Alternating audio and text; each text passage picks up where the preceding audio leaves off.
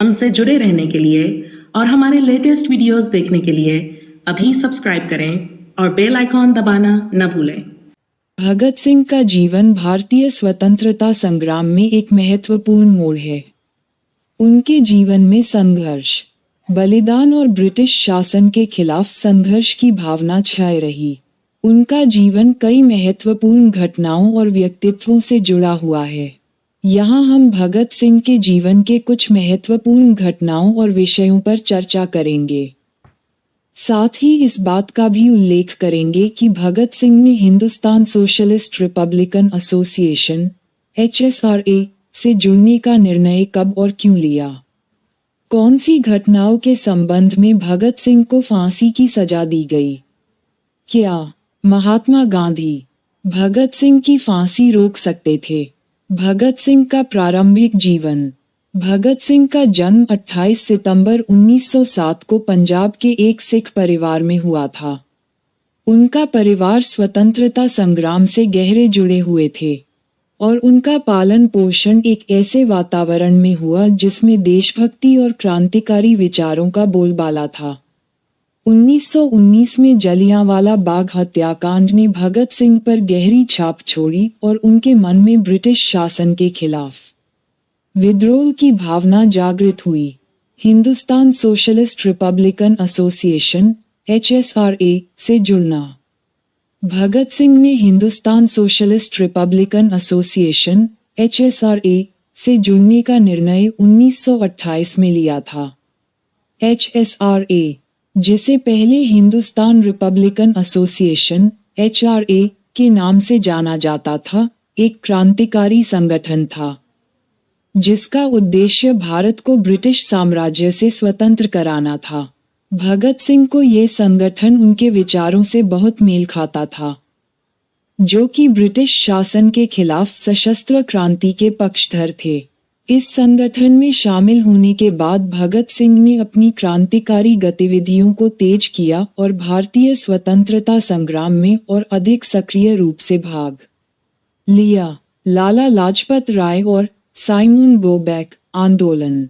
लाला लाजपत राय ने 1928 में Simon commission के खिलाफ कड़ा विरोध किया, क्योंकि इस कमीशन में कोई भारतीय सदस्य नहीं था।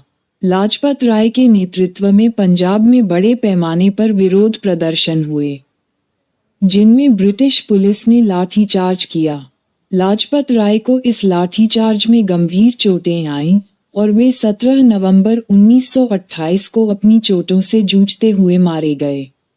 उनकी मृत्यु ने भारतीय युवाओं को और अधिक प्रेरित किया, खासकर भगत सिंह और उनके साथियों को, जिन्होंने अपने संघर्ष को और तेज किया। Saunders murder case 1928। Bhagat Singh का दूसरा महत्वपूर्ण कदम जॉन सॉन्डर्स की हत्या थी। इस हत्या का मुख्य कारण लाला लाजपत राय की मौत थी, जो कि ब्रिटिश पुलिस द्वारा हुए क्रूर व्यवहार के कारण हुई थी। लाला लाजपत राय की मौत का बदला लेने के लिए भगत सिंह, राजगुरु और सुखदेव ने जेम्स ए स्कॉट, पुलिस अधिकारी, को मारने की योजना बनाई थी, लेकिन दुर्भाग्यवश वे जॉन सॉन्डर्स को मार बैठे।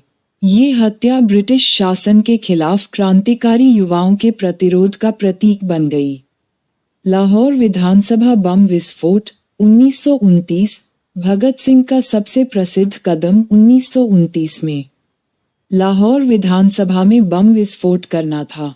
भगत सिंह और उनके साथी बटुकेश्वर दत्त ने ब्रिटिश संसद के लाहौर में स्थित केंद्रीय विधायिका भवन में बम फेंके। उनका उद्देश्य किसी को मारना नहीं था, बल्कि ब्रिटिश सरकार की दमनकारी नीतियों के खिलाफ विरोध प्रकट करना था। उन्होंने इस बम विस्फोट का उद्देश्य ध्यान आकर्षित करना और भारतीयों के बीच क्रांतिकारी विचार फैलाना था। भगत सिंह और बटुकेश्वर दत्त ने बम विस्फोट के बाद भागने का प्रयास नहीं किया। उन्होंने खुद को गिरफ्तार होने दिया, ताकि अदालत में अपने विचारों और उद्देश्य को लोगों तक पहुंचा सकें। भगत सिंह का प्रसिद्ध उद्धरण था, ये राष्ट्र को जगाने के लिए एक तेज आवाज की आवश्यकता है। गांधी ने भगत सिंह को बचाया नहीं या बचा नहीं सके। गांधी इरविन समझौता 1931 में गांधी जी ने ब्रिटिश वायसरॉय लॉर्ड इरविन से एक ऐतिहासिक समझौता किया था, जिसे गांधी इरविन समझौता कहा जाता है। इस समझौते में ब्रिटिश सरकार द्वारा भारतीय राजनीतिक बंदियों को छोड़ना और गांधी जी द्वारा सत्याग्रह आंदोलन को स्थगित करना था। लेकिन भगत सिंह और उनके जैसे क्रांतिकारियों के लिए यह अप्रत्याशित और निराशाजनक था। भगत सिंह और उनके साथी यह मानते थे कि ऐसे समझौते स्वतंत्रता के लिए पर्याप्त नहीं हैं और केवल क्रांतिकारी हिंसा से ही ब्रिटिश शासन को हराया जा सकता है। गांधी जी और लॉर्ड इरविन के बीच संवाद में एक नया मोड़ आया। गांधी जी ने लॉर्ड इरविन से कहा, आपकी सरकार ने मुझसे समझौता किया है और अब मुझे लगता है कि हमें एक और मानवतावादी कदम उठाना चाहिए। भगत सिंह जैसे देशभक्तों की फांसी नहीं होनी चाहिए। उनकी स्थिति को समझते हुए हमें अपनी नीति में बदलाव लाना चाहिए। लॉर्ड इरविन ने गंभीरता से उत्तर दिया, गांधी जी, यह मामला केवल भारतीय स्वतंत्रता संग्राम का नहीं है, बल्कि कानून और व्यवस्था का भी है। भगत सिंह का कृत्य हिंसा का था और हमें ये संदेश देना होगा कि कानून से ऊपर कुछ नहीं है। गांधी जी ने शांत रहते हुए कहा, मैं जानता हूं कि आपने कानून की बात की, लेकिन क्या हमें यह नहीं सोचना चाहिए कि इस कानून का पालन केवल उनके कृत्य के आधार पर नहीं, बल्कि उनके विचारों और आदर्शों को समझकर किया जाए? क्या आप यह मानते हैं कि अगर आप भगत सिंह को बचाते हैं, तो ये पूरी भारतीय जनता को एक सकारात्मक संदेश देगा? लॉर्ड इरविन कुछ देर चुप रहे और फिर बोले, आपका दृष्टिकोण समझता हूँ, लेकिन हमारी नीति इस समय और भी सख्त है।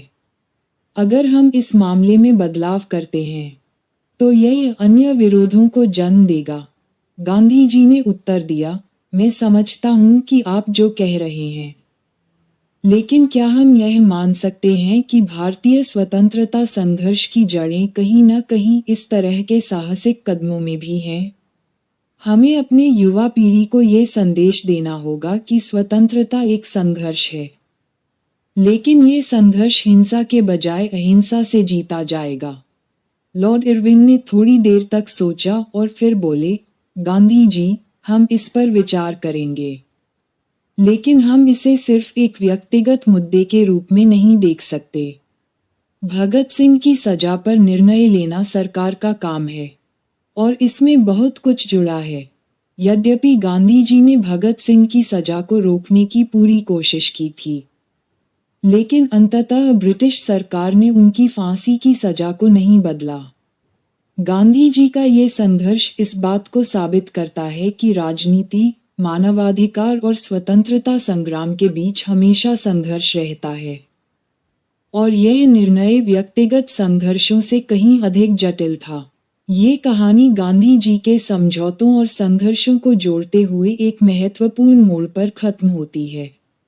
गांधी इरविन समझौते का भगत सिंह के मामले में प्रभाव था, लेकिन अंततः उनकी फांसी की सजा ब्रिटिश सरकार ने नहीं बदली। फांसी और विरासत 23 मार्च 1931 को भगत सिंह, राजगुरु और सुखदेव को लाहौर केंद्रीय जेल में फांसी दी गई। उनकी शहादत ने भारतीयों को और अधिक जागरूक किया और यह उनकी वीरता और बलिदान का प्रतीक बन गई। भगत सिंह का जीवन आज भी प्रेरणा का स्रोत है।